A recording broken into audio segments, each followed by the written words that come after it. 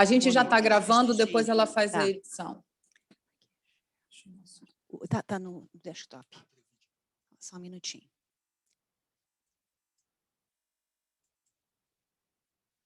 Peraí. Aqui.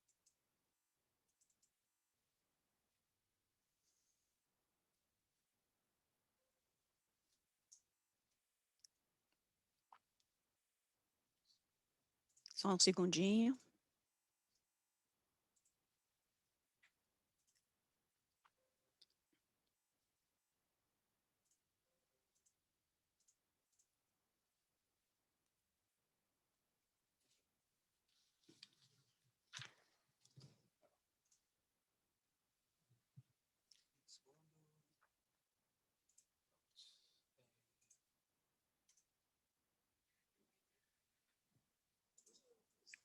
Bom dia, vamos dedicar esse tempo para falar de intervenção de luto, que nós estamos vivendo muito especial esse momento, com o momento do Covid. E aqueles que estão acompanhando o duelo, temos que prestar muita atenção, muita sensibilidade, e nos pedem também uma atualização dos nossos conhecimentos e um olhar mais fino para o nosso trabalho. Então, eu espero que durante essa hora que vamos a compartilhar alguma das ideias que possam nos ajudar neste caminho para sermos melhores terapeutas em luto. Eu me chamo Alba Pajás, sou diretora do Instituto Hiper em Barcelona, e nós vamos, no Instituto, temos uma unidade assistencial que é, sobretudo, orientada para a pesquisa, porque a nossa missão principal é a formação de profissionais.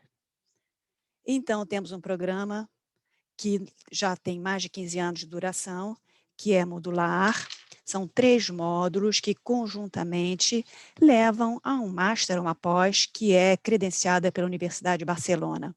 Temos, então, um diploma sobre o luto no ciclo da vida e como as perdas afetam as crianças, adolescentes e adultos, e também temos um modelo de intervenção clínica para o luto de risco complicado, e também temos uma supervisão para o trabalho de pós.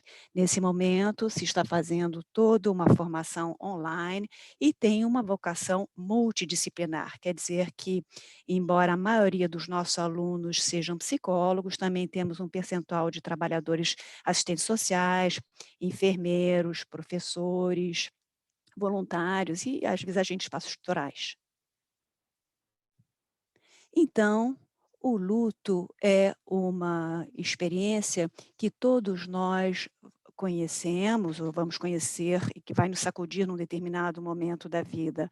Tradicionalmente, as pessoas sobreviveram ao luto sem ajuda especializada ou apoio psicológico.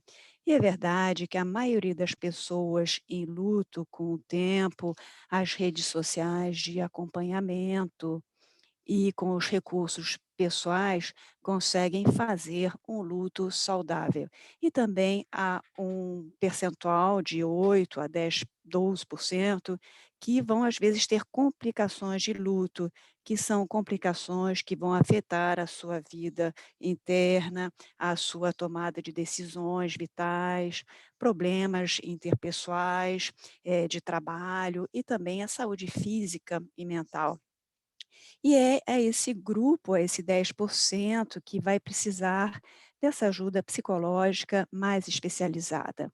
Portanto, nós, por uma parte, como clínicos, deveríamos tentar prever, ou seja, como identificar esse grupo de risco. E, por outro lado, também temos a ideia de que temos que ter nossos modelos de intervenção, separar estes 3 tipos de intervenção, aquilo que chamamos de acompanhamento a um luto normal, para favorecer que seja, enfim, com o sofrimento necessário, porque todo sofrimento no luto é um sofrimento necessário, indispensável, para que a pessoa possa vivê-lo da melhor forma possível. E também teríamos o que chamamos de uma intervenção preventiva, que seria uma intervenção precoce para esse grupo de risco, para prevenir complicações. E também uma intervenção de luto complicado. Então, precisamos de um modelo que nos ajude, para interpretar o que estamos vendo, porque quando eu estou me preparando para uma entrevista de acolhida, para entrevistar a pessoa no luto, está essa acolhida para fazer um diagnóstico que dura de 1 a 3 sessões. E aí eu faço várias perguntas, perguntas de que forma está vivendo o luto, em que áreas, que dimensões da sua vida isso está afetando, como a pessoa está se adaptando, se essa sintomatologia é normal, se é o que se espera, ou se há algum indício de que esse luto, que podemos prever que esse luto possa não ir bem e que precise de ajuda, e que tipo de ajuda precisa e para onde queremos levar isso. Qual é o ponto final? Então, quando acompanhamos o luto, queremos saber isso. A importância de um modelo é fundamental entre os clínicos, porque nos traz uma linguagem comum, podemos descrever o que vemos e também pesquisar e supervisionar, evidentemente. Então, quando eu comecei nesse estudo do luto, faz mais de 30 anos, circulavam falsas crenças, o que chamamos de hoje de mitos do luto, que fizeram que nossas intervenções às vezes não fossem adaptadas. E, efetivamente, o objetivo de todo, terapeuta do luto é a luta contra a dor. Então, algumas dessas ideias era que haviam fases, como no Colin Murray, Parks, Kubler-Ross, Horowitz, que falavam, dessas questões da fases.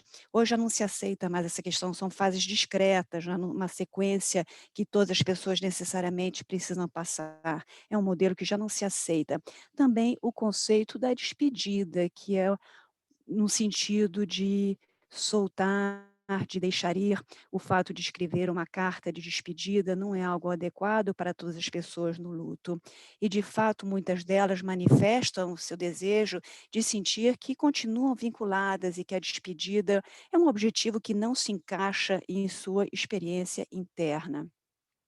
Também fazer o luto é falar daquilo que aconteceu, este reducionismo de falar daquilo que falou, e assim que muitas pessoas, enfim, não pedem ajuda. Então, às vezes as pessoas não querem falar sobre isso, sobretudo se a morte foi acidental, foi muito traumática. Então, transmitir essa ideia de que fazemos muito mais coisa além de falar daquilo que aconteceu. Inclusive, temos métodos de intervenção em trauma que podem ajudar a destraumatizar as lembranças sem ter que necessariamente falar deles. E também a ideia de que pessoas que resistem, sobretudo quando falamos de negação, que hoje consideramos que a negação pode ser adaptativa, absolutamente necessária e que tem uma função na história da vida e que, portanto, temos que ir com cuidado, porque é uma defesa natural. Então, as pessoas em luto, elas não se resistem a soltar, o que elas resistem é que elas não querem sentir mais sofrimento e que as lembranças trazem. Então, é um termo que nós nunca utilizaríamos para dizer, né, que uma pessoa com dor está resistindo. E também que falar com o seu ser querido, manter uma conversa, torná-lo presente, inclusive sentir que a pessoa te responde, não é algo patológico. Eu acho o Kubler-Ross, já faz mais de 30 anos, nos falava disso e desenvolveu esses métodos de conversa com o ser querido. E também há novas teorias que falam sobre isso, sobre a importância de se manter vivo e manter esse vínculo, e que pode ser utilizado de forma equitativa. Conservar as coisas também, o fato de ter uma urna com as cinzas, conservar as coisas, não é necessariamente um sinal de luto complicado. E também a ideia de que há emoções como a culpa, a raiva, que são emoções naturais que a pessoa tem de viver, deve expressar e que são necessários e até indispensáveis. Portanto, os terapeutas de luto não queremos queremos extingui-las, ao contrário, normalmente o que vamos fazer é ativá-las, aumentá-las, intensificá-las, porque elas nos orientam, nos assinalam uma lembrança que precisa ser elaborada. A emoção, então, é uma guia que nos orienta, um sinal de que vai nos levar a uma lembrança que precisa de nossa atenção. Portanto, precisamos de modelos atualizados. E aqui eu quero mencionar a 5 autores que para mim são muito importantes, e eu creio que nós não temos um modelo universal, mas eu acho que cada autor tem um olhar pessoal, é como um prisma, e que cada um tem o seu olhar que tem o seu valor. E eu acho que a integração de todos esses modelos pode nos orientar e dar uma perspectiva bem ampla.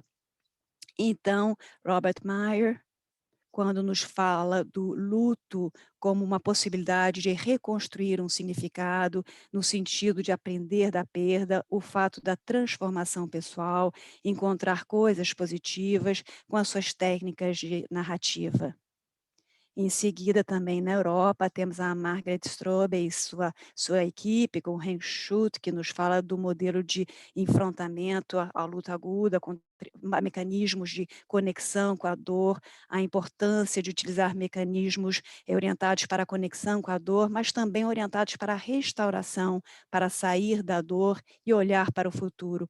E também a sua excelente contribuição em outros âmbitos, como a culpa, a ruminação, enfim, é uma pesquisa excelente. E também Catherine Shear, que eu acho que também nos traz essa visão tão estruturada no seu modelo de luto complicado, a ideia de que é importante fazer um diagnóstico, que é importante planejar bem cada sessão e ter um objetivo muito claro. E também os métodos cognitivos, comportamentais, nos quais ela baseia seu modelo. Também mencionar a Simon Rubin, que nos traz essa ideia de que no luto temos temas, tarefas relacionadas com a parte intrapsíquica, quer dizer, as lembranças das circunstâncias da morte, as lembranças relacionais, e em paralelo, temos o two-track, temos que estar trabalhando constantemente os aspectos biopsicossociais da adaptação do luto na vida da pessoa. E eu quero assinalar esses dois âmbitos tão importantes. E também, claro, Dennis Klass, que eu acho cuja contribuição foi tão importante na teoria dos laços contínuos, e graças a ele, hoje consideramos que manter vivo a um ser querido para muitas pessoas no luto é algo gratificante. Manter uma representação simbólica viva pode ser algo fértil, e também, claro, que nos confirma e corrobora que esses métodos de intervenção baseados no diálogo com o ser querido têm uma função muito importante, são adequados, para serem trabalhados. E tem outros mais que eu também não menciono aqui, por exemplo, outros autores muito importantes. Então, eu vou falar aqui de uma integração do modelo que eu publiquei em alguns livros, e que agora num livro novo, que eu espero que seja publicado, enfim, antes de um ano, e alguns outros artigos, mas a minha visão é que nos aspectos conceituais eu tento fazer uma integração de todos esses modelos de forma coerente, e também nessa questão eu acho que eu tenho contribuições que contribuem para uma melhor elaboração desses aspectos. Então, quando eu estou me preparando para uma entrevista com uma pessoa em luto, eu tenho em mente várias perguntas que eu quero fazer, e que eu espero que ao longo de 2 ou 3 sessões eu consiga responder a elas. Então, ter resposta para elas. Então, quais são as perdas que a pessoa está enfrentando? Qual a perda principal? Pode ser, às vezes, do ser querido, mas também há perdas secundárias. As secundárias são muito importantes, são aquelas que acontecem porque aconteceu a principal. Então pode ser, por exemplo, que a pessoa, tenha deixado um problema econômico, financeiro, Ou seja, são as coisas que ficam acrescentadas, aquilo que a pessoa está sofrendo, além da morte do ser querido.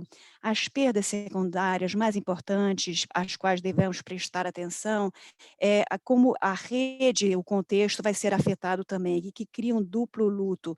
Por exemplo, quando trabalhamos com crianças e adolescentes e perder um irmãozinho, aparentemente, ou então um pai, aparentemente a perda principal, a perda do pai, do irmão, mas, entretanto, quando trabalhamos com essa criança, esse adolescente, a perda secundária é qual é a parte da mãe que deixou de estar disponível e que isso se converte no principal. Então, o luto não é tanto a morte do irmãozinho, mas que meus pais deixaram de estar presentes. Portanto, nesses lutos duplos, temos que ter muito claro o que poderia ser que eventualmente trabalhemos a perda secundária como se fosse a perda principal.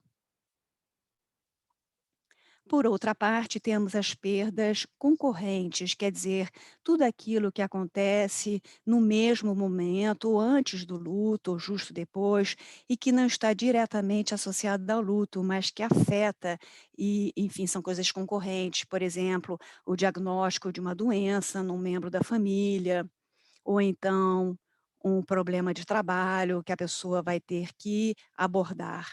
E também temos as perdas do passado. Por outra parte, enfim, as pessoas nas primeiras sessões, eu já perdi a pergunta que temos que fazer: "Nós vamos ter que trabalhar essas perdas do passado ou não vai ser necessário? Eu vou ter que trabalhar isso? As perdas concorrentes vão interferir ou não? Eu posso deixá-las de lado?". E também essas perdas do passado, incluímos os estilos de vínculo, as carências de desenvolvimento e que às vezes temos que abordar isso, porque a maneira de fazer frente ao luto hoje tem a ver com a experiência das suas carências afetivas durante a infância.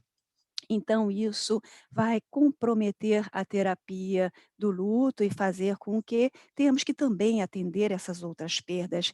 E, portanto, isso é uma pergunta que temos que ter em mente e responder nessa momento da entrevista de acolhida. E também, por outro lado, a outra pergunta é que aspectos das circunstâncias da morte, que lembranças reais ou fantasiadas das circunstâncias da morte estão gerando dor? Que aspectos? E temos que anotar cada um deles, porque no futuro, durante a terapia, vamos ter que abordá-los. Então, a pessoa está aceitando a realidade da morte? Ela aceita ou ela está confusa, com muita raiva? Com sentimentos de irrealidade. Por outra parte, a outra pergunta, ela aceita a maneira em que a pessoa morreu? Por exemplo, no Covid, estamos vendo agora, por exemplo, é que as pessoas aceitam que a pessoa morreu porque era idosa, mas não aceita a maneira como morreu. Então, a maneira que a pessoa morreu, nós temos muitas tarefas relacionadas a isso, que tem a ver com o momento da internação, como foi dada a notícia, o tempo de espera, a incerteza, a percepção de que podia ter sido evitado, o não poder fazer nada, ou não poder estar presente, ou não poder se despedir. A fantasia de que se a pessoa sofreu ou não, quais foram seus últimos pensamentos, se a pessoa se sentiu sozinha ou não. Então, precisamos categorizar estas tarefas, que são lembranças, em diferentes categorias, porque eh, não vamos trabalhar cada uma delas da mesma forma, a incerteza, que é a impotência, que são assuntos diferentes. Portanto, a pergunta é: que, recordações associadas a que temas estão gerando sofrimento a esta pessoa em luto? E fazer a lista com a sua sintomatologia correspondente, é claro. Se você sente raiva, desregulação, culpa. Portanto, teremos que fazer uma lista das perdas, tarefas relativas às circunstâncias da morte e também temos aspectos relacionais, que têm a ver com a perda da relação, são diferentes e abordamos isso de maneira diferente e vão gerar também uma sintomatologia e emoções diferentes. A primeira pergunta, quando eu ouço, enfim, a primeira pergunta que eu quero saber é que tipo de relação, como era a relação com seu pai, com o seu casal, com seu filho? Era uma relação positiva, cuidadora?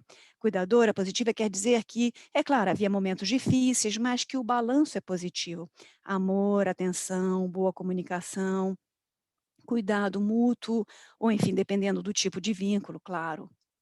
Então, mais outra coisa, uma relação ambivalente, seja porque o caráter da pessoa tinha aspectos muito difíceis, ou até etapas da vida, épocas muito difíceis. Então, a pessoa vive o luto com ambivalência, porque há muitas recordações positivas e outras recordações negativas, difíceis.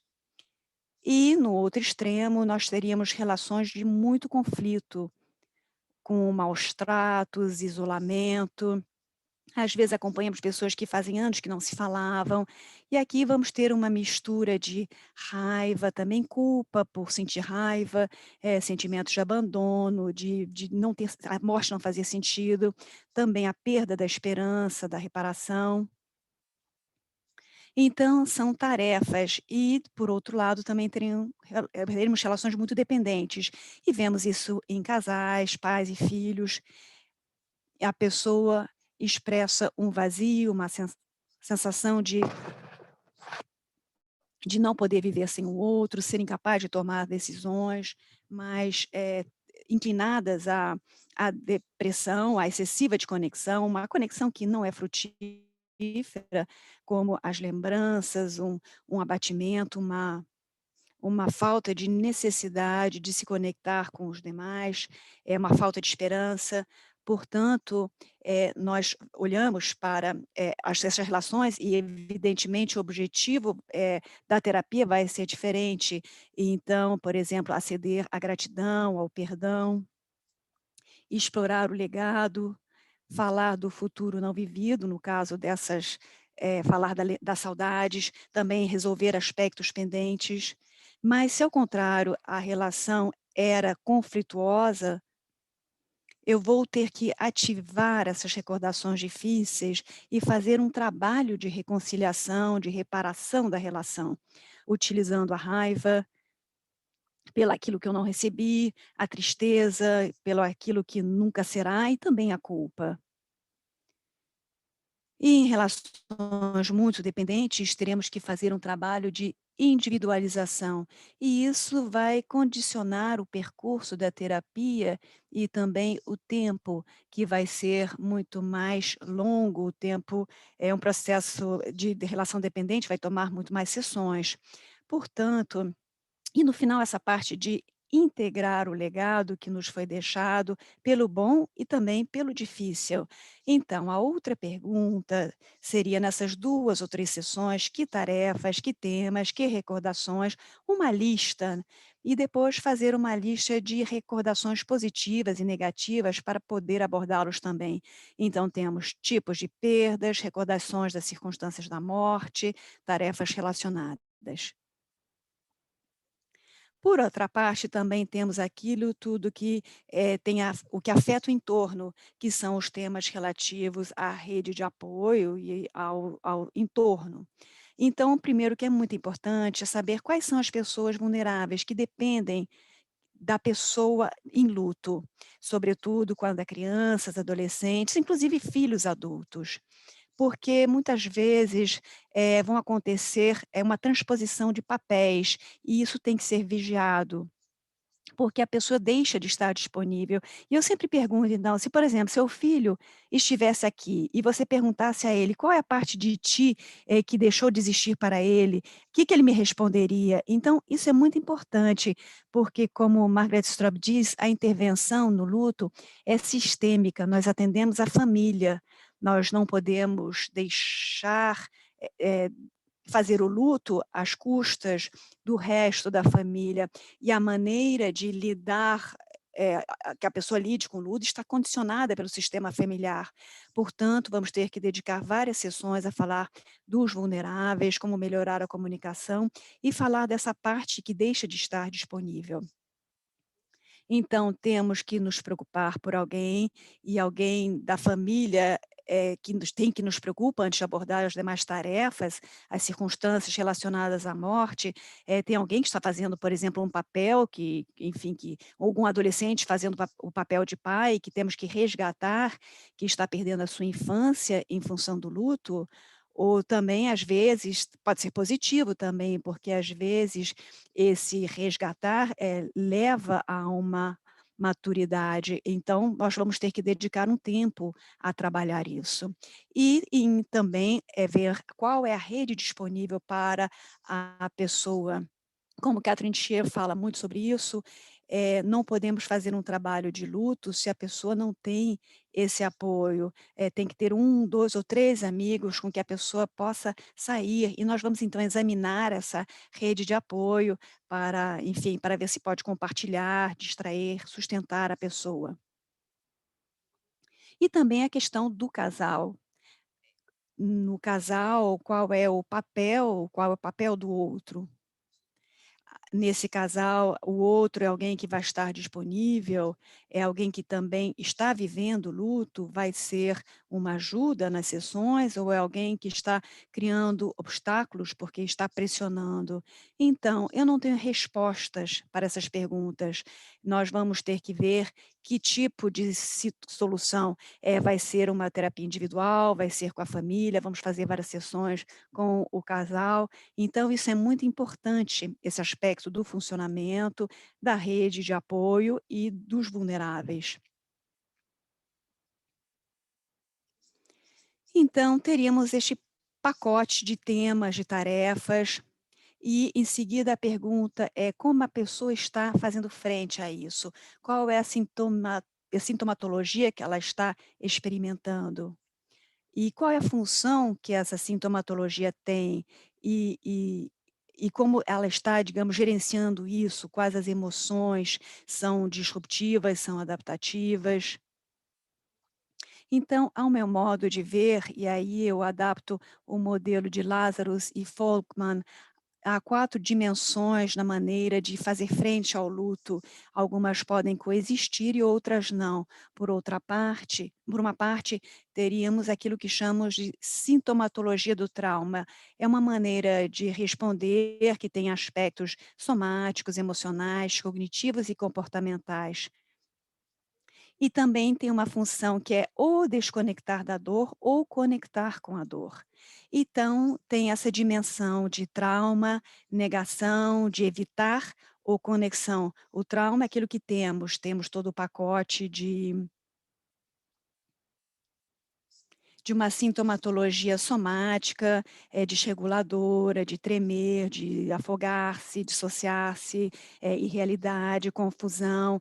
E se essa dimensão predomina, se a pessoa está muito desregulada, tem muitas dificuldades no dia a dia, quando ela fala das suas lembranças, ela se afoga, ela se desregula, ela se dissocia. Então, nós vamos fazer um diagnóstico de luto agudo, de estado de choque, e às vezes com alguns sintomas de estresse pós-traumático. Outra coisa é a negação, que são os esforços que a pessoa usa normalmente, muitos são cognitivos, outros são comportamentais, para não sentir dor, a minimização, a racionalização, trabalhar muito, estar permanentemente ocupado, negar a realidade, uma raiva deslocada, estar irritado, são mecanismos inconscientes, mas que ajudam a pessoa a criar uma couraça. Por outro lado, temos também o evitar, que é algo deliberado, é uma decisão deliberada de se afastar da dor, seja com comportamentos, enfim, me afastar de lembranças, não ver fotos, não ir para certos lugares, e também com crenças, né? Não, eu não quero falar sobre isso, eu não quero compartilhar, eu estou permanentemente na distração, mas a pessoa sabe, então, quais tarefas, quais temas ela está querendo evitar.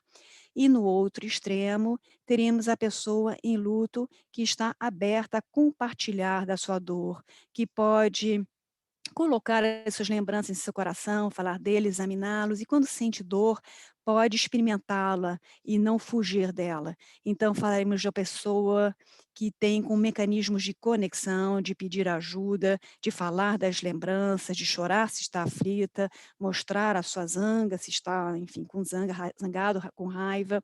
E também algumas pessoas ativam os laços contínuos, que às vezes, desde o princípio da terapia, dizem que falam ou que escrevem ao ser querido, né? Já para outros é mais difícil e só acontece em momentos mais adiantados.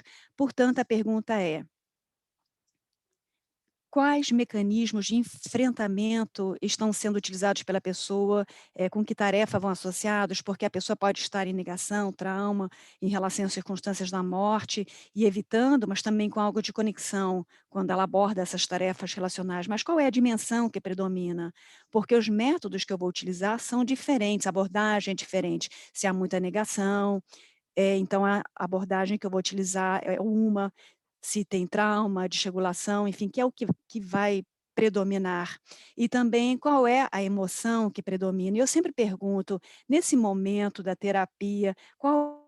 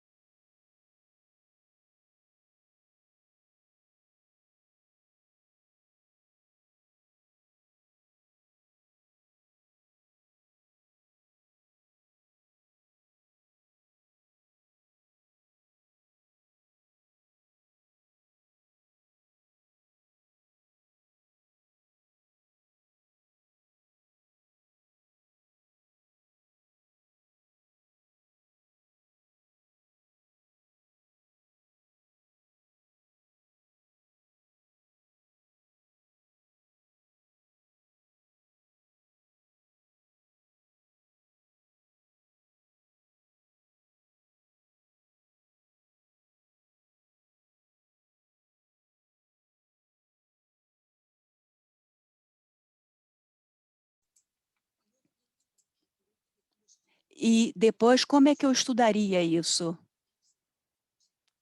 Toda essa sintomologia se traduz em partes, em funcionamentos diários, e às vezes temos surpresas. A pessoa está transbordada, chorando, e quando ela pergunta, sim, eu tenho dia a dia bom, eu tenho a minha rotina, eu cuido dos meus filhos na sessão, e às vezes é o contrário, aparentemente tem uma encoraça, e Mônica, quando sim, um Mônica, instantinho, sim, sim, vocês estão me ouvindo? Só um instantinho, um minutinho, só um minutinho, só um minutinho. Vocês estão me ouvindo? estamos, mas estamos sem a tela do Ah, slide. espera um instantinho, espera só um instantinho então que eu vou ajeitar isso aqui, um minuto, só um instante, espera um segundinho, só um minuto que acho que deu um problema aqui na internet, só um minutinho, deu um problema aqui na conexão, só um segundo. Só um instantinho, peraí, deixa eu ajeitar aqui. Só um minutinho, só um minuto, peraí.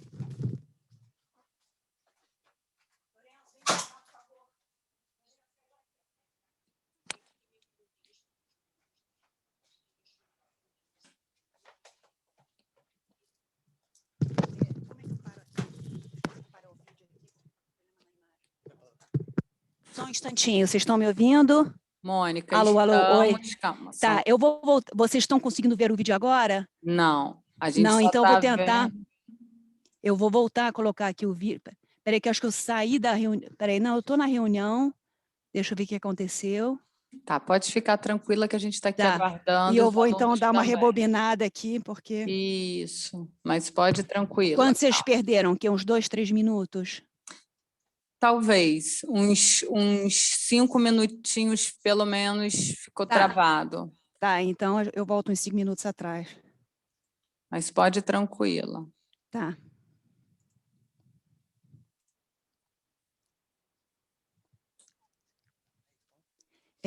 Vou voltar uns 5 minutos então para trás, tá? Sim, mas É. até acho que é muito, 3 mas minutos, tá? 3 minutos para isso, trás, então. Tá isso. bom, então. 3 minutos para trás.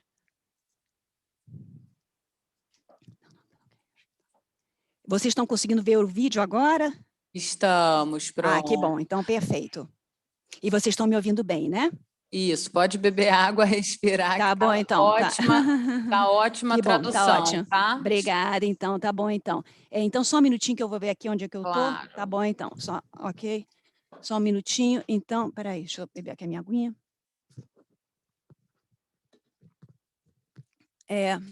Deixa eu ver aqui meus óculos. Perfeito, vamos lá então.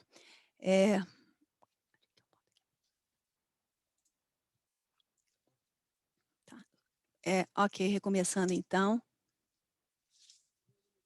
E depois, no outro extremo, teremos as pessoas com o luto, que está aberta a compartilhar da sua dor, que pode colocar as suas recordações, falar deles, e quando ela sente a sua dor, ela pode experimentá-lo e não fugir dele. Então, falaremos de uma pessoa que está com mecanismos de conexão, de pedir ajuda, de falar das recordações, de chorar se está aflita, mostrar sua zanga, sua raiva. E aqui também temos pessoas que ativam os laços contínuos, às vezes desde o princípio da terapia, e dizem que falam ou escrevem um ser querido. Para outros já é mais difícil, e isso só acontece em momentos mais avançados. Portanto, a pergunta é: que mecanismos, de enfrentamento essa pessoa está utilizando? Com que tarefa elas vão associados? Porque, claro, a pessoa pode estar em negação, em trauma com as circunstâncias da morte e evitando também com algo de conexão. Então, qual é a dimensão que predomina? Porque os métodos que eu vou utilizar vão ser diferentes para cada abordagem. Se há muita negação, isso vai ser diferente da abordagem que eu vou usar. Se tem trauma, desregulação, o que que é que predomina? E também qual é a emoção que predomina? E eu pergunto, então, nesse momento da terapia, qual é a emoção que predomina e é disruptiva? É raiva, é tristeza, é saudade? No presente, né, porque é isso que vai me assinalar a imediatez de tratar dessa tarefa. Então tem outras tarefas que eu posso deixar, não, eu não fico com raiva quando eu penso na relação conflitiva, mas no seu dia a dia ela sente ou não. Em compensação com outras pessoas, ela diz: "Cada dia eu penso naquilo que aconteceu e eu sinto que eu tenho raiva". Então culpa, por exemplo. Então isso é importante, porque vamos ter que tratar com mais prioridade essa emoção disruptiva. Por outro lado, temos esta lista de perguntas, de perdas, vamos ver pela qual começar, então as circunstâncias da morte, lembranças relacionais, a rede de apoio aos vulneráveis, quem apoia, e em seguida, qual é a dimensão em cada uma dessas tarefas, qual é a que predomina e a emoção disruptiva. E em seguida vem a pergunta de como é teu dia a dia, porque afinal, toda a sintomatologia se traduz em parte, no funcionamento diário. Então, é como um termômetro, porque às vezes temos surpresas, às vezes a pessoa está transtornada na sessão, chorando, e quando você pergunta: "Não, mas eu no meu dia a dia eu estou bem, eu me levanto à mesma hora, eu continuo com as minhas rotinas, eu vou trabalhar, eu cuido das crianças". É simplesmente na sessão que ela desmorona. E às vezes é o contrário, aparentemente, eles estão bem, com uma couraça, e quando você pergunta no dia a dia, então aí há sintomas de depressão, de abandono, de negligência, portanto isso vai ser um reflexo. E nós vamos perguntar o que que mudou, nos horários, nas rotinas, qual é a sua higiene, a higiene do sonho, a higiene da comida, a higiene dos horários. Como é que você como é que você faz durante seu dia a dia, como é que você distribui o seu tempo. Normalmente, quando estamos saudáveis, temos tempo para nós mesmos, tempos de ociosidade, tempos para interiorizar, enfim, então há um equilíbrio que o luto vai afetar isso. E aí também perguntamos pelos momentos difíceis.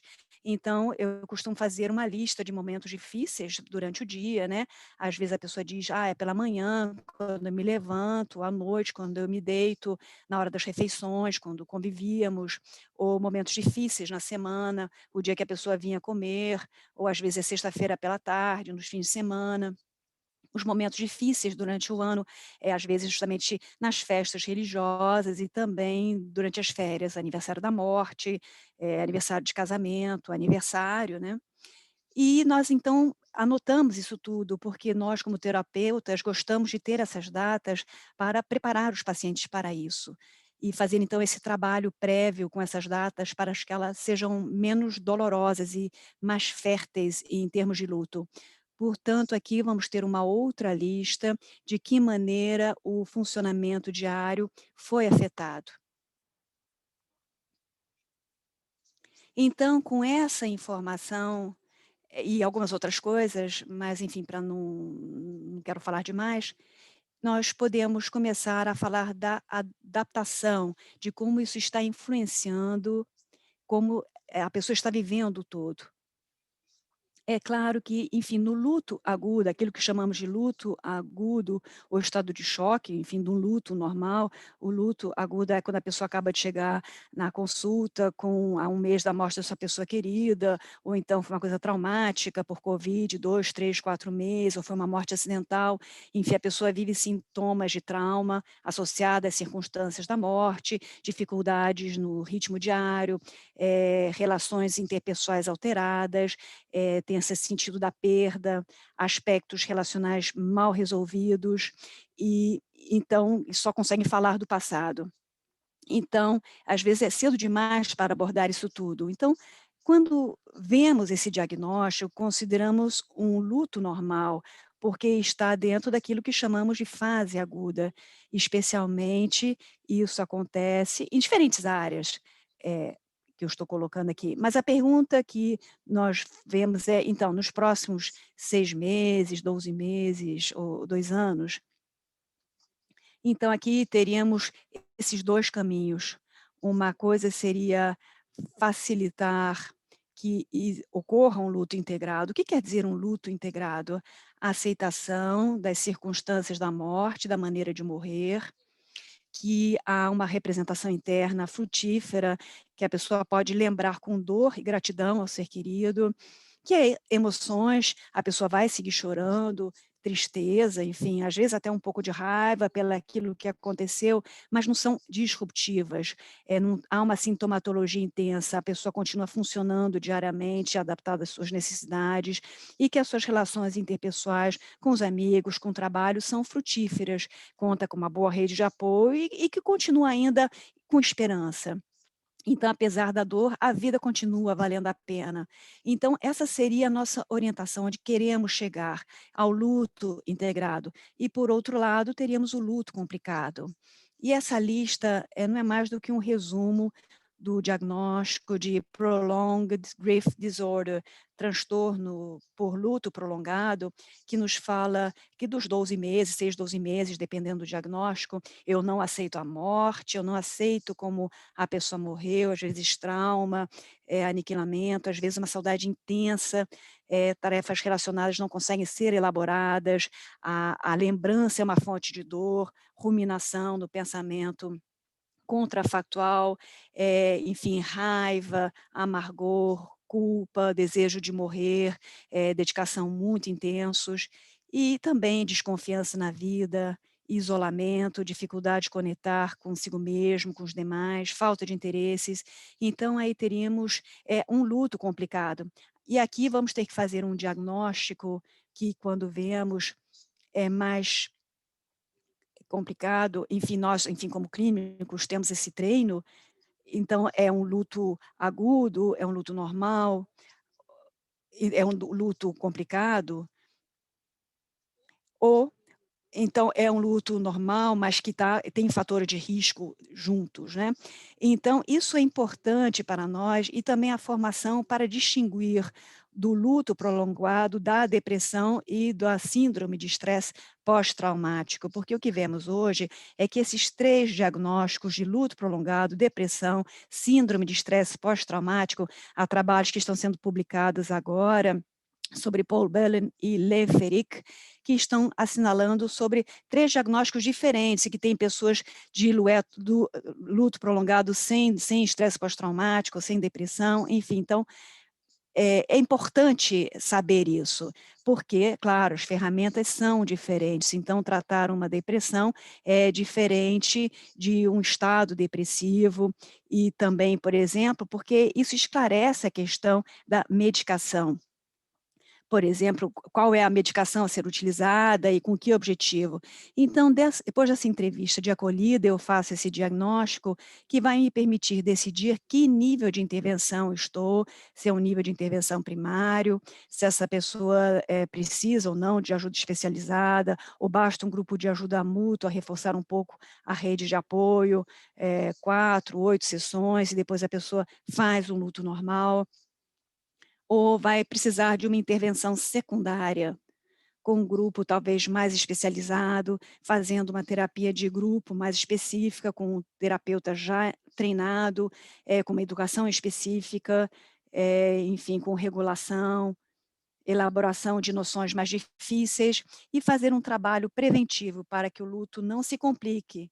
Ou então estamos numa situação de intervenção terciária, porque tem um luto complicado e claramente a pessoa vai precisar de uma intervenção mais sofisticada, com realmente protocolos semi-estruturados, que talvez às vezes uma relação muito conflituosa, com muitas lembranças traumáticas, e justamente isso requeira um treinamento e um tempo mais dilatado na intervenção.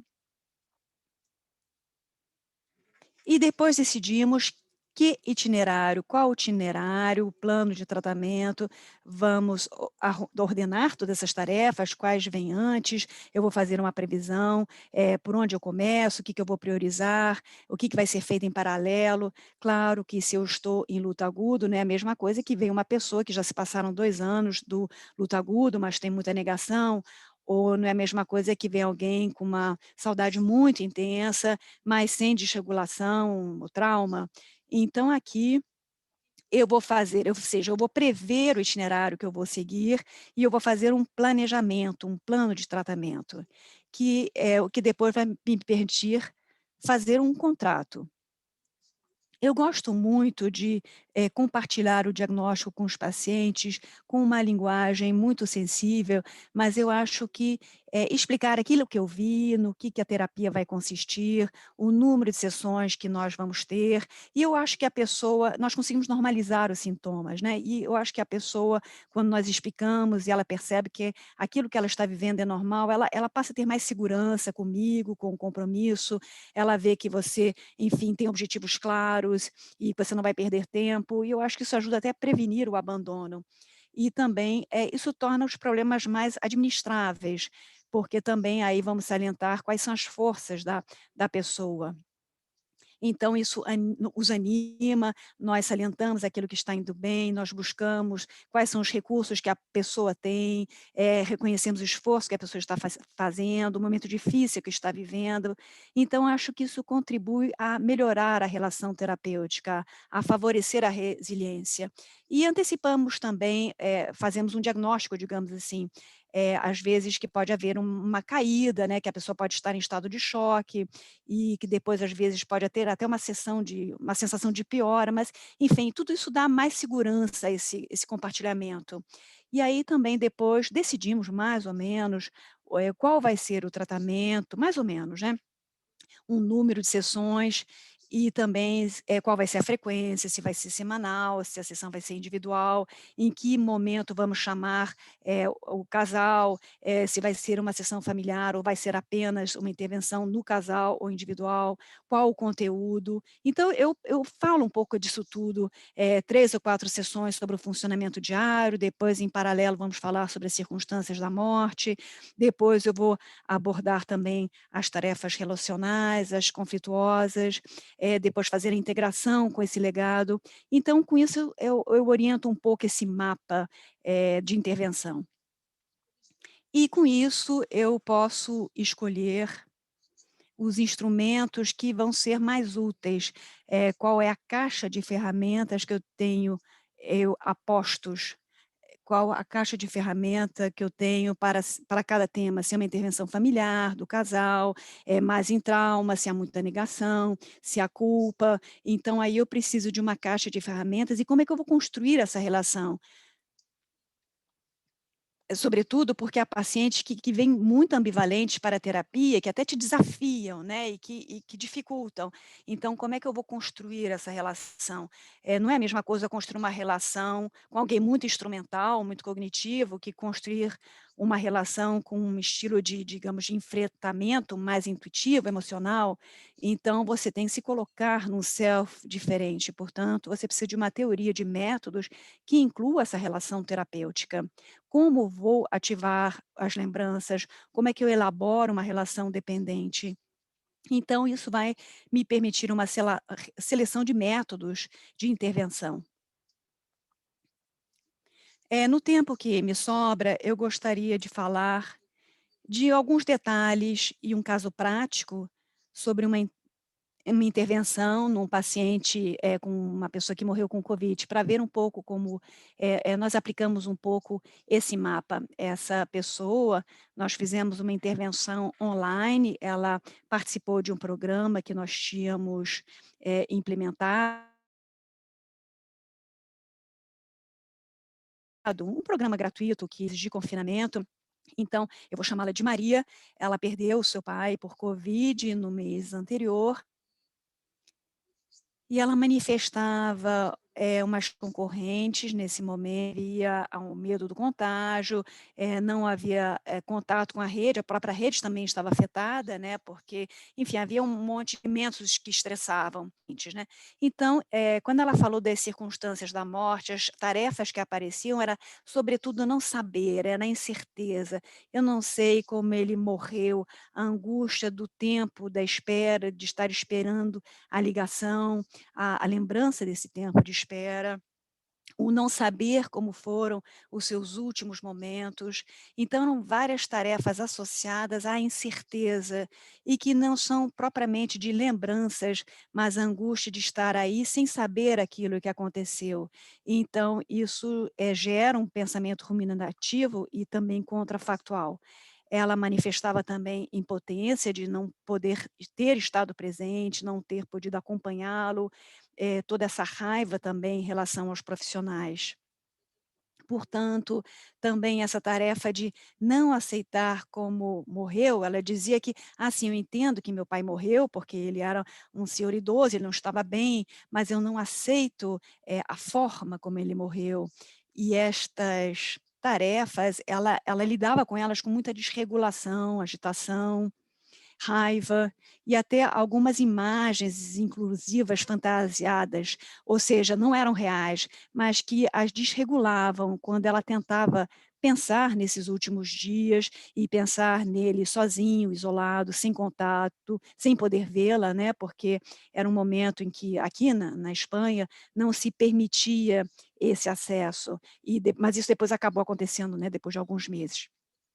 Por outro lado, ela expressava umas tarefas relacionais, porque a relação com o seu pai não era muito boa, parece que era um homem muito frio, duro, pouco comunicativo, mas ela dizia que ela acreditava que ele gostava dela, que havia amor, mas que houve muito tempo com pouca comunicação, com pouco cuidado, era um homem que fazia a sua vida, ele vivia sozinho, fazia a sua vida. Portanto, havia uma sensação ambivalente no ar, por um lado pena de que houvesse morrido, a pena de não ter podido reparar a relação, não poder reparar a despedida, consertar, né, também raiva, né, com ele, pelo aspecto difícil do seu caráter e também a culpa ao sentir essa ebulição dessas emoções. O funcionamento diário era muito desregulado, muitas dificuldades de se manter na rotina, na estrutura. A emoção mais importante era a ansiedade, com também raiva, culpa e também esse deslocamento em relação à vida, aos profissionais. Havia um vulnerável dependente, que era o filho adolescente, e também tinha uma rede de apoio, tinha, enfim, com algumas dificuldades de acesso, por conta da pandemia, e o casal, enfim, o seu par tinha um bom apoio da outra parte do casal. Então, o diagnóstico era de um luto normal, em princípio, estávamos no primeiro mês com fatores de risco, pela situação de confinamento, pela relação conflituosa e pelas circunstâncias da morte. E também estávamos em fase aguda, ou seja, que até certo ponto tudo aquilo que ela vivia era absolutamente normal.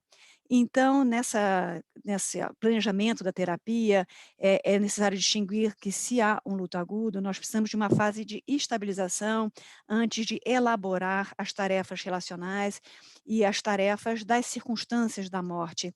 Então, precisamos primeiro estabilizar a pessoa.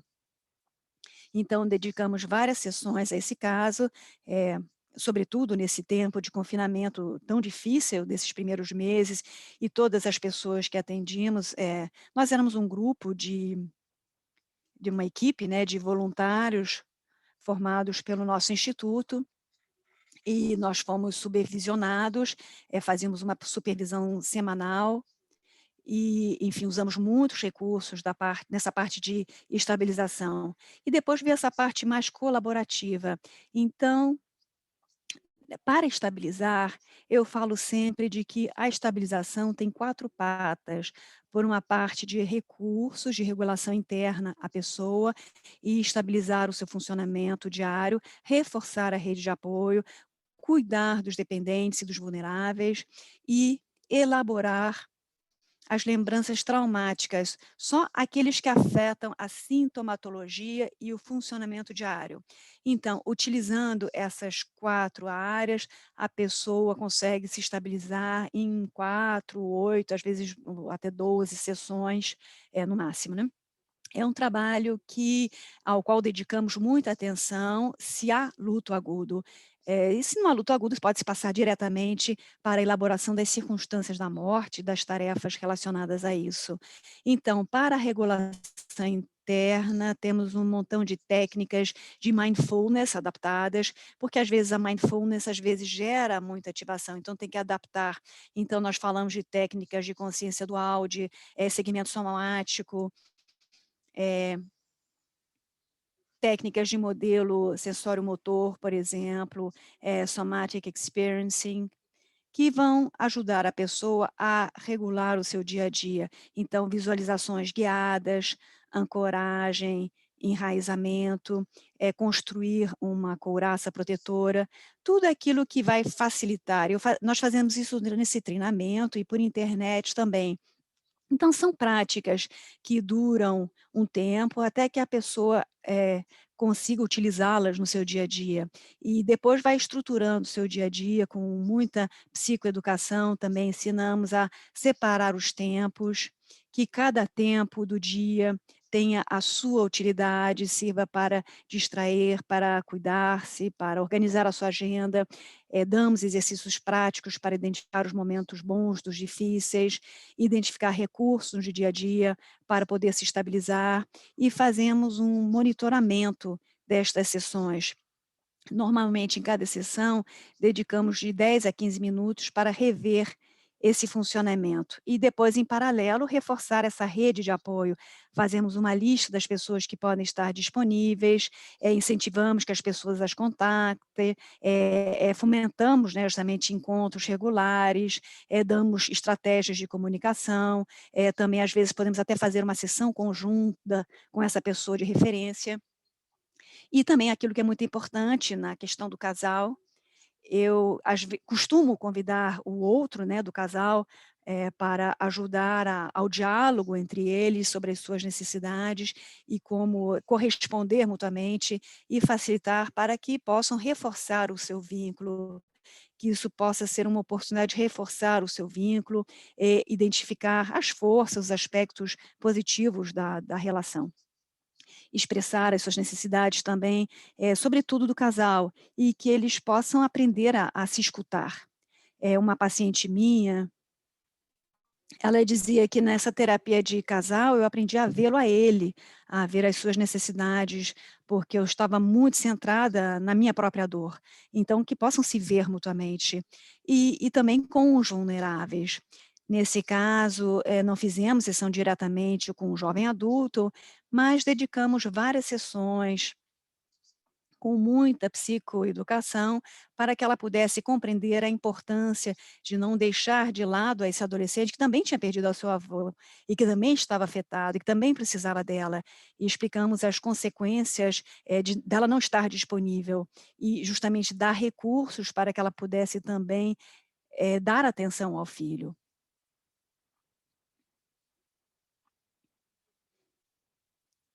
E também vou explicar, assim, passando por cima, como trabalhamos uma tarefa real, enfim, das tarefas relativas às circunstâncias da morte.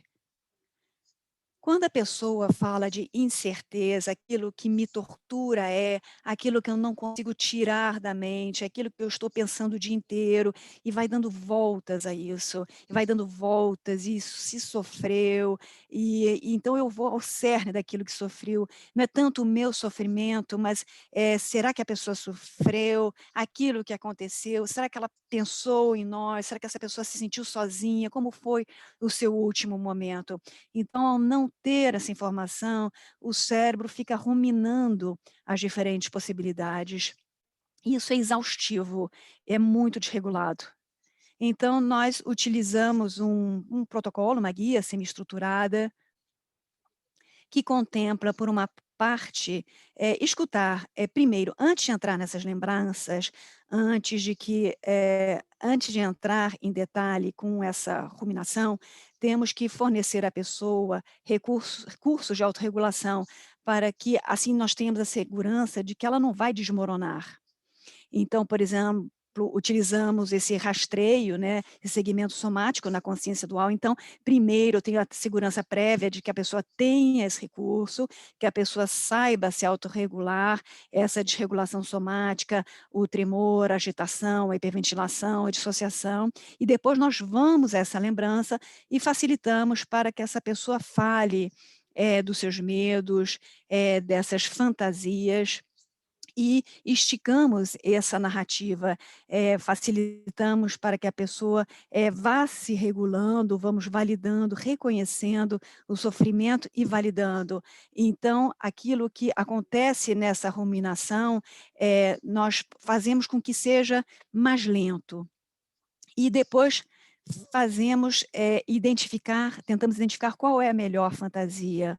O que que você tem, o que que é melhor, que seria melhor que ele não tivesse sofrido na hora da morte, que ele tivesse se lembrado de nós, que ele sentisse a nossa presença na hora da morte. Então nós ativamos uma cena, nós a recriamos, ativamos a memória dependente do estado desta cena, uma memória que depende do contexto, exploramos a tarefa que vai fechar isso, que normalmente é o desejo de seguir, protegendo a pessoa, o desejo de que a pessoa não tenha sentido, enfim, que a pessoa tenha tido uma morte apropriada, que não tenha sofrido, que possa estar em paz, enfim, né, que a pessoa foi uma boa mãe, um bom esposo, um bom pai, um bom filho, e selamos isso. Utilizamos métodos para selar isto no coração. E também damos voz à pior fantasia. Permitimos, não mais além do imaginado, que a pessoa explore a fantasia e expresse o grito de dor por essa possibilidade. Nós não podemos negar, não sabemos, o terapeuta não pode afirmar que a pessoa morreu sem sofrimento, porque nós não sabemos. O único que sabemos é que, se aconteceu, isso já aconteceu, e que estamos dispostos a ser testemunhas desse grito de dor do nosso paciente, e que está aí contendo, validando, reconhecendo esse impacto. Então, com esse trabalho, a pessoa normalmente, uma sessão, 2 ou 3, deixa de ruminar, e costuma, quando há uma intrusão também, se tem algum detonador dessa intrusão, também trabalhamos esse detonador, seja, por exemplo, eu não consigo entrar na cama, sozinha, porque justamente, então nós desativamos esse detonador, porque às vezes são muito incapacitantes na vida, e depois trabalhamos o conteúdo também dessa intrusão, para que a pessoa deixe de, quando aceda essas lembranças, essas fantasias, ela consiga não se desregular e possa ter acesso à tristeza e à pena, mas sem desregulação. Então, esse seria um exemplo concreto. Eu estou explicando um pouco rápido, né, de uma orientação para trabalhar a incerteza. E depois, em seguida, para trabalhar uma tarefa relacionada, dar outro exemplo, são métodos muito diferentes. Por exemplo, quando ele disse: "Tínhamos uma relação muito complicado, ele não merecia isso, ele não merece aquilo pelo que ele passou. Eu me sinto culpada de não ter tido tempo, de também dizer-lhe que eu amava e que ele era um bom pai, apesar de ser uma pessoa difícil, que eu sei que ele nos amava, que eu o perdoo. Então, há aqui a pena, raiva, então culpa. O que fazemos então? Primeiro escutamos a história da relação, e eu quero conhecer como era este pai ou esta mãe, difícil, né, com esse caráter, falar da história biográfica da relação. E vamos então parar em momentos positivos, nas recordações, recuperar as cenas das recordações positivas e negativas, e também trabalhamos separando as partes, a pessoa, o sofrimento, eh, muito sofrimento que sentimos nas relações ambivalentes tem a ver com a mistura de emoções. Se eu estou com raiva, triste, se eu me sinto culpada, se eu não posso perdoar, mas eu perdoo, que mal essa pessoa me fez. Então, essa indiferenciação gera muita confusão. Então, o terapeuta vai separar as partes. Então, tem uma parte de você que está com raiva pela dificuldade da pessoa era, tem uma outra parte que perdoa essa pessoa, que lembra das coisas positivas. Vamos separar essas emoções, vamos separar essas questões somáticas dessas 2 partes. Vamos dar um tempo para cada uma delas, porque os objetivos de reparação vão ser diferentes em cada um, e a maneira de ativá-los também. Porque em uma vamos aceder por conta da raiva, da expressão das necessidades, da expressão dos limites, da frustração, do não perdoar, e por outro lado vamos ativar também o perdão, a gratidão, o reconhecimento. Portanto, vamos ativar essas emoções e também ativar a parte negativa, ou também a parte positiva. E em cada uma delas fazemos uma reparação, uma reconciliação, a gratidão e o legado. E utilizamos para isso o diálogo, reparativo, ativamos os laços contínuos, utilizamos o diálogo reparativo. A culpa aqui também é muito importante. Eu queria mencionar como os terapeutas temos que saber trabalhar com a culpa, intensificá-la, explorar seus elementos, explorar o contexto de referência no qual acontece a culpa, para depois poder repará-la, consertá-la, explorar a tarefa que ela está protegendo. Então é um caminho de transformação pessoal muito poderoso, e a culpa então é uma emoção muito necessária no luto universal, nós vamos encontrá-la em todos os processos de luto, e que se não for bem elaborada, pode ser um fator de risco de luto complicado, levando a outros problemas. E para finalizar, nós temos esse final do luto, e claro, no luto teríamos 2 caminhos. Por um lado, teríamos aquilo que chamamos de resiliência, que é o integrar o luto, recuperar a vida e ir adiante, mas também é um caminho, outros modelos de luto, que são os modelos de crescimento pós-traumático de Tedeschi, Carlson, também de construtivismo, de Bob Niemeyer, que falam desse passo além. E eu acho que, na minha experiência, depende do paciente. Pacientes que, em si, quem podemos incentivar esse crescimento pós-traumático, esta reconstrução. Em outro, acabamos num momento com mais resilientes, em que há uma adaptação integrada do luto e a pessoa vai adiante. Mas então existe também esse ponto onde falaríamos de quando a pessoa, foi digamos, ver que foi uma oportunidade de fazer esse trabalho para mim. Eu acho que eu fiz um trabalho no qual eu me sinto reconciliado com meu pai. Eu coloquei o meu pai no lugar onde não só ele não me faz mais dano como anteriormente, mas, pelo contrário, agora é uma fonte de gratidão, de agradecimento quando eu penso nele.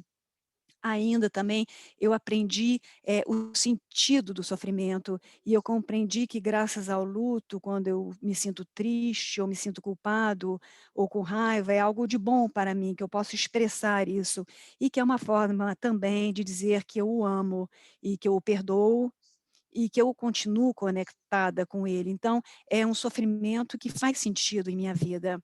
Por outro lado, ela falava de que ela estava mais presente para os demais. Por exemplo, quando eu estou com meu filho, eu estou com meu filho, quando eu estou com meu casal, eu estou com meu casal. Eu dedico mais tempo às pessoas que me importam.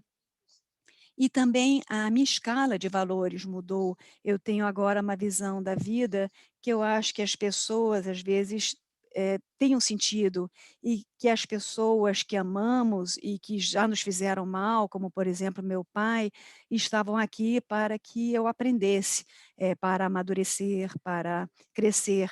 Então, acontece essa abertura para o transcendente, para valores humanísticos, mais existenciais, espirituais. E também, ela dizia: "Eu me vejo como uma melhor pessoa, mais aberta, mais carinhosa, mais clara, também mais assertiva, mais forte que a pessoa que eu fui", né, eu me tornei uma pessoa mais sólida.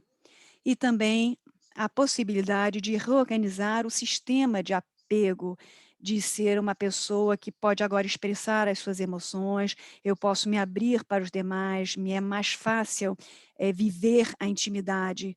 Ao final do luto, a capacidade de estar mais intimamente conectada com os demais é proporcional à sua capacidade de tolerar a sua vulnerabilidade para estar em intimidade com o outro.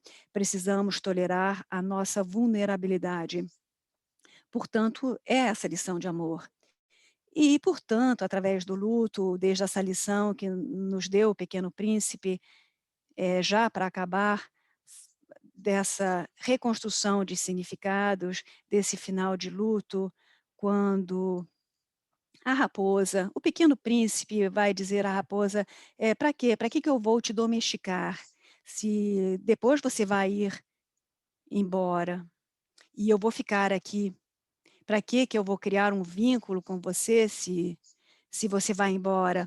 E ela diz isso que é tão, tão bonito: "Eu sei, eu vou embora. É verdade, eu vou ir embora, e você ficará triste sozinho, mas eu vai ficar alguma coisa que vai permanecer. Cada vez que você olhe para os campos de trigo, você se lembrará da cor do meu cabelo.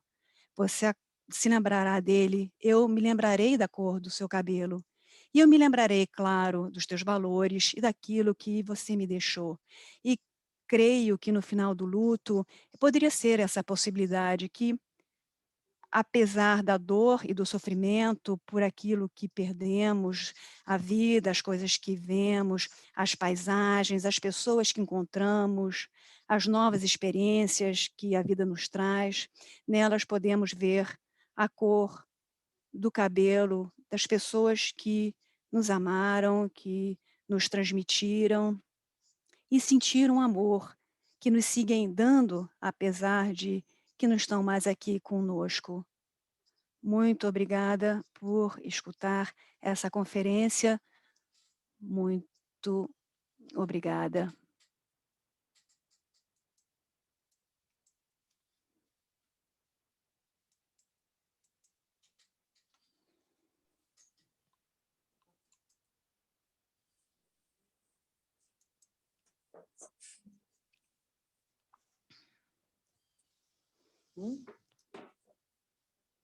A Mônica? Sim, estou ouvindo vocês. Vocês estão me ouvindo? Sim, a gente vai chamar a Alba para entrar aqui na sala com a gente. Perfeito.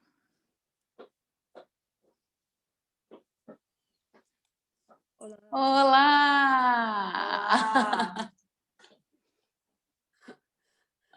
Bonito escutar a em português. É bonito eu me ouvir falando em português. Obrigada, Mônica.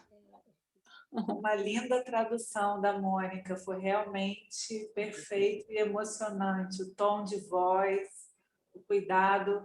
Nós gostaríamos de agradecer a Mônica também e dizer da emoção de te ter aqui, Alba. Que alegria!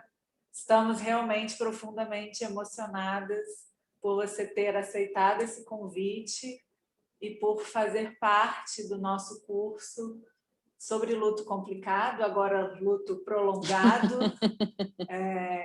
Estivemos ontem aqui com a doutora Catherine Schier e só queria agradecer imensamente pela sua presença, as palavras, tanto o ensinamento. Eu sou Cecília, sócia da Érica, aqui no Instituto Entre Laços, e a gente está muito feliz e honradas com a sua presença.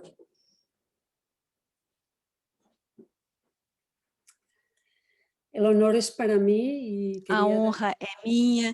Eu queria agradecer, Mônica, sobretudo, pelo seu esforço, pela interpretação, e também, claro, a vocês duas, Érica e Cecília, por essa iniciativa tão fantástica, tão necessária, nesse momento tão especial que estamos todos vivendo, sobretudo em vosso país. E eu queria também agradecer a todos aqueles que estão aqui conectados, aunque eu não possa vê-los. Eu queria mandar um abraço muito especial aos meus colegas do Hospital de Santa Maria, Alejandra, Filomena, enfim, toda a equipe, um super abraço pelo tempo que compartilhamos e, enfim, também muito agradecida que vocês tenham me dado essa oportunidade. Eu sei que foram realmente jornadas magníficas com os profissionais que vocês convidaram, com a Alexandra e toda a sua equipe, também com Catherine Schier ontem. Posso imaginar que tenha sido muito interessante e a gratidão é minha. Eu agora, né, falando desse agradecimento, a gente trocou muitos e-mails, a gente, né, acompanha o seu trabalho ao longo do ano passado com todas as publicações do IPIR.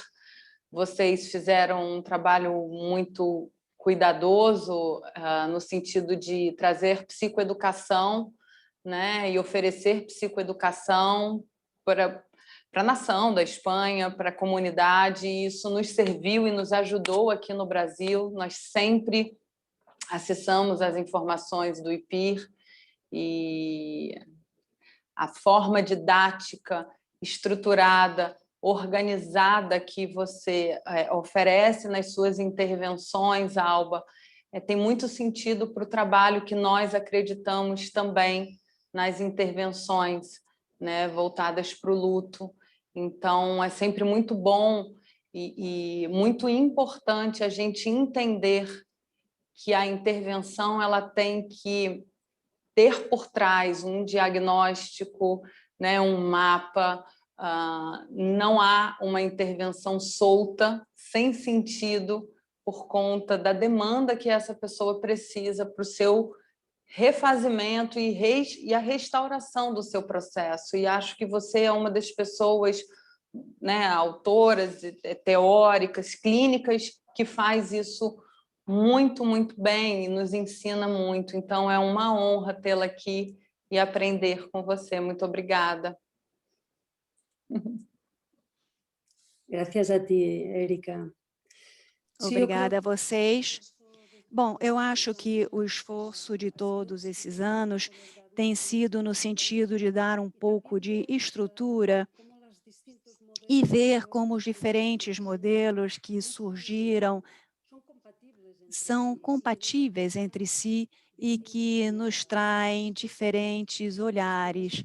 Eu acho que em alguns anos tenhamos um modelo comum conceitual de compreensão do luto, como também de métodos de intervenção que conseguimos chegar a um certo acordo, o que é melhor para os nossos pacientes. Então, é importante que façamos um esforço, sobretudo os clínicos, porque eu sou clínica de realmente trincheira, né? De trincheira mesmo, né? Como vocês. E, às vezes, há uma decalagem entre os teóricos, os professores universitários, que têm esses estudos analíticos, mas a realidade é, enfim, tão importante que consigamos, digamos, juntar esforços para ter modelos com ferramentas que sejam úteis Falamos, para nós clínicos. falamos a mesma coisa aqui. É isso, acho que muitas vezes a gente, na psicologia especialmente, sempre nos perguntam, né, qual é a sua linha teórica, e na verdade, claro que a gente tem uma linha que é base, mas temos ferramentas que podemos utilizar de diferentes autores, de diferentes teóricos, e eu acho que a Érica trouxe a questão da estrutura, do diagnóstico, planejamento de tratamento, que você traz com muita clareza, mas eu queria ressaltar a sensibilidade e a maneira empática e sensível e cuidadosa com que você traz, né, conteúdos tão densos, a experiência clínica que é muito difícil, né, para esses casos, e acho que especialmente nesse último ano que estamos vivendo, que o mundo está vivendo, eu acho que tem um desafio incrível de como sustentar essa clínica, como sustentar esse lugar como terapeutas, sem ter aquela caixa de ferramentas que eu acho aquela imagem maravilhosa que você trouxe na sua fala. Então, acho que é um lugar reconfortante te escutar.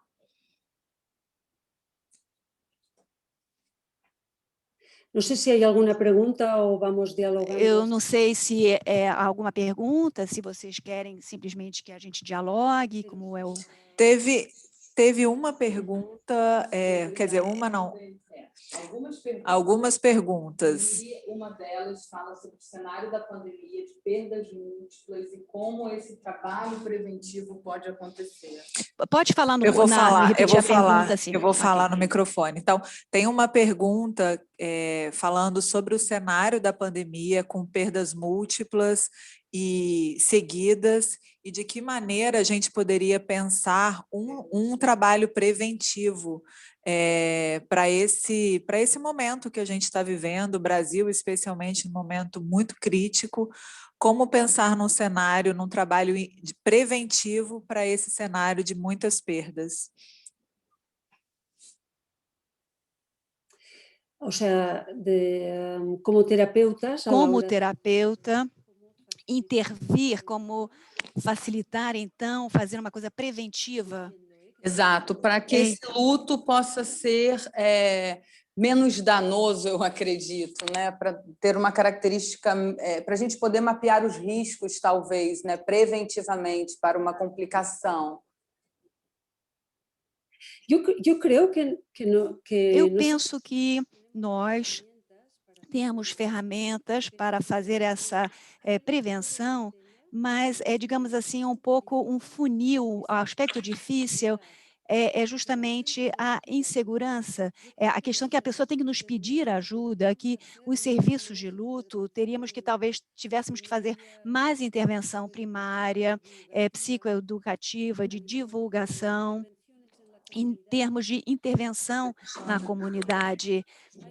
Eu acho que vamos ter muitas pessoas com lutos de risco, lutos complicados, mas aquilo que a falha é que às vezes a pessoa não tem acesso às nossas unidades e não conseguimos às vezes explicar muito bem o nosso trabalho. Se pudéssemos, talvez utilizar justamente agora com a internet, digamos assim, investir num trabalho de divulgação e, portanto, de prevenção do luto complicado, porque eu não sei como é que é no Brasil, mas na Espanha as pessoas têm dificuldade de pedir ajuda profissional, porque elas nos identificam como algo que é uma ameaça, que para que eu vou ter que falar, no que ela vai poder me ajudar, ou seja, não entendem muito bem o nosso trabalho.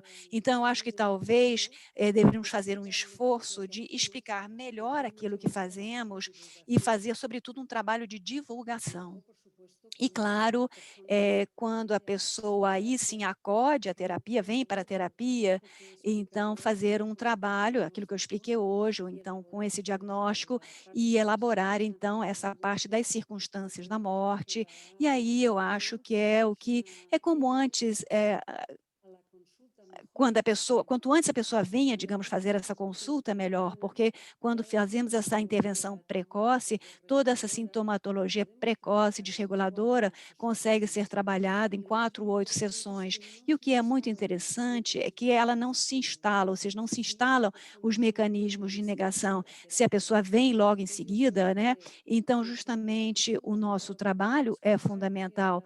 E explicar, sobretudo, que as pessoas quanto antes elas possam pedir ajuda, melhor é que elas possam ter acesso aos nossos serviços.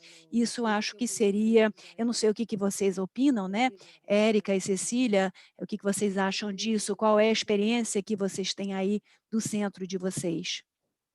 A gente fala isso bastante, nós acreditamos na intervenção precoce como um facilitador do processo. Aqui no Brasil também temos, né, dificuldades nesse sentido, como na Espanha, então muitos pacientes chegam graves porque demoram a chegar até a ajuda. E aí a intervenção e o trabalho precisa ser ainda mais estruturado.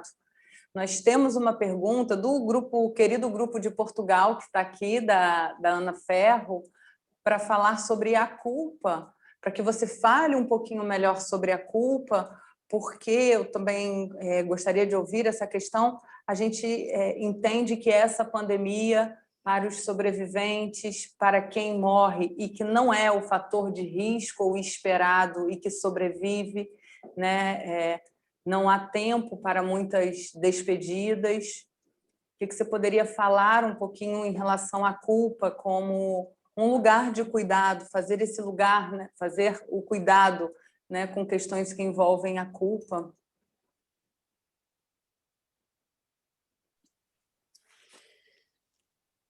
Claro, claro, la culpa es una emoción A que tiene culpa é uma emoção que tem, digamos, uma fama muito ruim entre os psicólogos, né, entre os psicoterapeutas, e há uma visão de que é algo negativo, que precisa, é necessário animar a pessoa, que essa pessoa deixe de sentir essa emoção. Mas a culpa no luto e em todos os estudos que foram realizados nesses últimos anos, todos os processos de luto têm elementos de culpa e é uma emoção transformadora da nossa vida.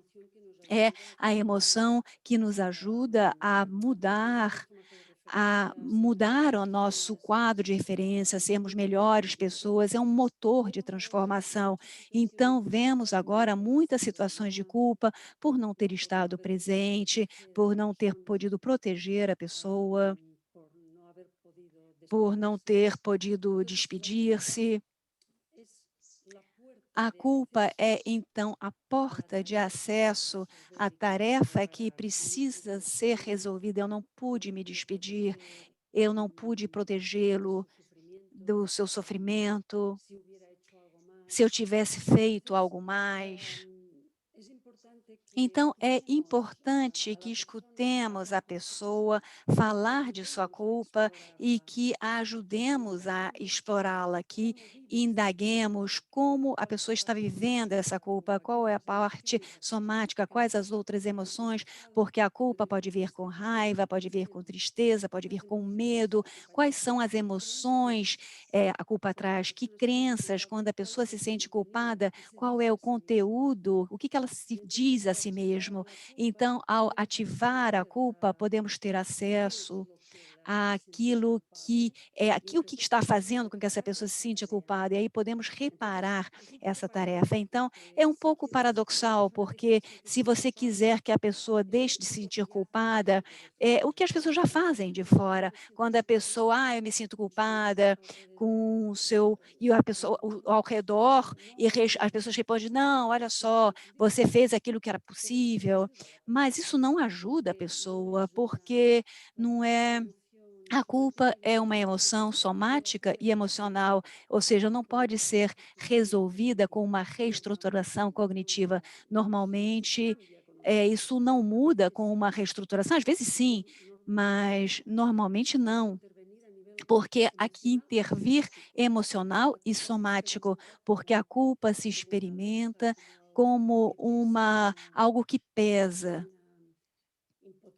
como uma impotência, como não poder ter feito. Então, precisamos de métodos que permitam à pessoa ativar essa culpa, verificar como essa culpa se organiza para depois reparar a tarefa que acompanha a culpa, para, enfim, explicar isso mais ou menos brevemente. Mas o mais importante, eu acho que é ouvir. Quando a pessoa diz, eu me sinto muito culpada, quando alguém diz assim: "Eu me sinto culpada de não ter me despedido", enfim, o grande erro do terapeuta é dizer: "Mas o que que você gostaria ter feito?", ir para a experiência que faltou, isso é um erro. Então, o primeiro é: me fala dos seus sentimentos de culpa, me conta, quando você diz que você se sente culpada, me fala disso, me conta o que que é isso, como é que é a sua vida agora, como é que você se sente culpado. Então, isso, enfim, desde o nosso modelo, né, como nós trabalhamos isso, eu não sei se eu consegui ser clara. Nossa, faz muito sentido, porque é explorar o terreno difícil, porque acho que muitas vezes, né, nas psicoterapias, as pessoas tentam resolver. E acho que essa é uma questão quando a gente fala de luto, né? Luto não se resolve, luto se cuida, se escuta, né? O nosso objetivo não é resolver. E talvez fazer essa expedição, né, nos terrenos mais árduos, né, mais complicados, seja um desafio e que na aliança terapêutica, com a aliança terapêutica, a gente consegue fazer. Então, acho que faz todo sentido mesmo. Pergunta da Cris sobre a Tem uma pergunta, Alba, que fala que achou muito interessante você ter falado sobre a utilização de técnicas de mindfulness, especialmente nos primeiros momentos, né, nos momentos iniciais de estabilização. E aí a pergunta fala, né, se você tem alguma experiência, se vocês utilizam técnicas de compaixão e autocompaixão nesse processo também, se faz parte do trabalho de vocês e se você poderia falar um pouquinho mais sobre essa experiência, especialmente nesses momentos de estabilização dos processos.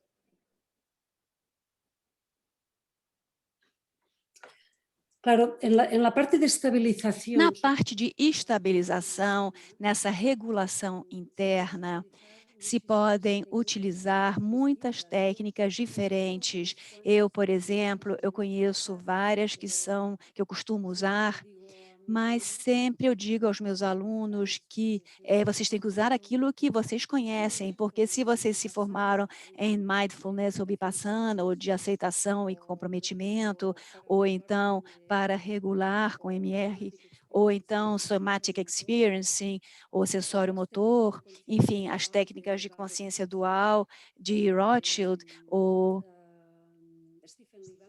Stephen Levine, ou perdão, não, Stephen Levine não. O Banderhart são os seus manuais. Então, a quantidade de recursos que são utilizados baseados no uso da atenção plena, da atenção dual, que ajudam a pessoa a regular, dando atenção à sua parte somática e que ajudam a mitigar os sintomas. Então, eu acho que temos que usar coisas que estejam funcionando, que vocês aprenderam de modelos diferentes, com tal que sejam coerentes, epistemologicamente exista uma coerência entre os métodos. Eu uso métodos de diferentes modelos terapêuticos, mas que tenham uma coerência entre si. Então, para a regulação, agora, temos muitas ferramentas. A única coisa que tem que se tomar um pouco de cuidado é que alguns tipos de meditação, por exemplo, um tipo de mindfulness que as pessoas que as pessoas com trauma não é benéfico para elas, ao contrário, porque sobreativam, porque quando elas se sentam para meditar, justamente aparecem essas intrusões. Então, tem que se ter cuidado, porque às vezes quando há diferentes tipos de meditação, então tem que ser uma meditação que inclua aquilo que chamamos o rastreio somático, o segmento somático, porque senão vão ser ativadas as desregulações. Então, isso está descrito já dentro do mindfulness como um critério de exclusão, porque às vezes para certas pessoas isso não vai ajudar. A última pergunta tem a ver com isso, a pergunta final e que fala um pouquinho disso, se você pudesse, até acho que esse foi um tema de interesse importante, né? A pergunta é assim, você falou bastante da regulação emocional e me pareceu que sugere o trabalho de portrayal com pacientes enlutados. Você costuma fazer intervenções somáticas corporais com seus pacientes graves para trabalhar o trauma? Sí, sí. Sim, O sea, la parte essa parte somática é fundamental na elaboração do luto, na parte de desregulação, quando a pessoa sai dessa janela de tolerância e se dissocia, vai-se. Então, aí precisamos de métodos para que a pessoa possa baixar e estar em atenção plena para elaborar aquilo que ela está vivendo. Então, em toda a parte, quando a pessoa diz que tem vertigem, enjoos, tremores, que está se afogando, que se dissocia, enfim, que deambulando pela casa, que está vivendo um estado de confusão ou que se despersonaliza. Então, aí precisamos técnicas que costumam incluir a parte somática para regular esses estados. E depois, na negação, a parte somática também é muito importante também, porque os mecanismos de negação são disparados por um detonador e a parte somática faz uma coraça para evitar isso. Então, para dissolver as crenças de negação, é necessário ir para a parte somática, para essa crença, e então é um acesso muito rápido, ou, por exemplo, se queremos trabalhar uma negação de uma origem vincular, uma origem que a pessoa já aprendeu de criança, num contexto, no entorno. Por exemplo, agora eu estou trabalhando com uma paciente que o seu ser querido morreu e tinha uma relação de muito conflito com ela, então ela evita muito. Então nós temos que voltar para a infância para resolver esse sistema de apego, e a parte somática permite esse acesso muito rápido. Então, a transformação, aquilo que chamamos de reconstrução de significados, quando a pessoa pode, por exemplo, integrar o legado daquilo que me deixou, do meu ser querido, aquilo que eu aprendi com o meu pai, dos seus valores. Também fazemos, então, esse trabalho somático, ou seja, que não seja apenas um aprender ou uma transformação cognitiva, mas que também a pessoa se empodere e que essa mudança na identidade ou no sentido da vida possa, digamos, selar isso somaticamente, porque daí as mudanças conseguem resistir ao tempo. Eu não sei se vocês conseguiram entender isso. Perfeito, perfeito. E só faço sempre como a gente precisa estar confortável com essas técnicas, né? Acho que não é só, vou fazer um trabalho somático, né? Eu preciso saber, eu preciso conhecer, eu preciso ter muito cuidado nessa utilização. Acho que você trouxe isso durante a sua fala, mas essa habilidade, essa instrumentalização, não é só aplicar uma técnica, é entender por quê, para quê, como a gente vai utilizar, mas eu acho que foi perfeito, né, sua colocação.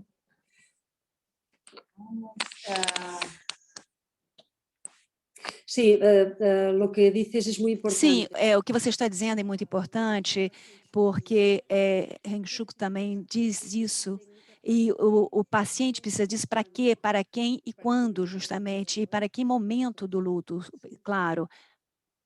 Isso. Muito obrigada, nossa, foi muito incrível, muito. Acho que são ensinamentos que só nos dão o gosto de querer mais. Por isso, vamos a Barcelona em breve, assim que possível. Na verdade, a gente tem que ir a Portugal, a Barcelona e Nova York. Muy bien, muy bien. Alba, eu queria te agradecer demais a competência dessa didática que você nos traz. Ela é muito importante. Estou com a campainha aqui no entrelaço. Acho que foi. Desculpa. Mas agradecer a forma didática com que você oferece o seu conteúdo. Eu sei que uma marca do modelo do trabalho que vocês realizam tem a ver com essas questões somáticas. Eu acho que isso é muito pioneiro nos estudos do luto e fundamental. Então, eu espero que essa tenha sido uma primeira vez no Brasil de muitas outras, que a gente possa estar juntas outras vezes. Agradeço em nome das 73 pessoas que estão aqui, são profissionais de todo o Brasil, que estão à frente do trabalho com enlutados e que nós precisamos nos instrumentalizar cada vez mais para todos os anos pela frente que vamos viver as consequências dessa pandemia. E ouvir você é muito especial e muito importante. Muito obrigada pela sua disponibilidade, pela forma com que você transmite o seu conteúdo. Muchas gracias a vosotras por Muito vuestra... obrigada a vocês pelo seu profissionalismo, pela excelente iniciativa que vocês tiveram e também agradeço ao convite e tenho me dado essa oportunidade. Agradeço também a todos que estavam presentes e ouvindo e participando da conferência. Um abraço a todos. Muito obrigada. Beijo grande. Obrigada, Mônica. Muito obrigada, Mônica. Perfeito. Gente, obrigada a vocês também. Beijo.